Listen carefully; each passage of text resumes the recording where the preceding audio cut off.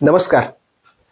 मी निहाल ढालाय आपलं सहर्ष स्वागत करतो N15 न्यूजमध्ये. पाहूया आजच्या ठळक घडामोडी.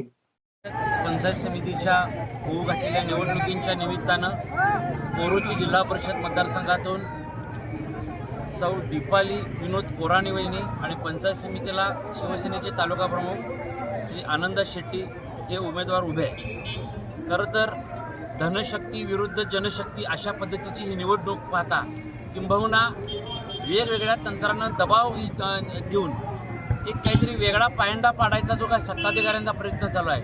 आज हा प्रतिसाद पाहता मी आत्मविश्वासानं सांगतो की आमच्या या महाविकास आघाडीचे उमेदवार हे निश्चित चांगल्या मताने निवडून येतील.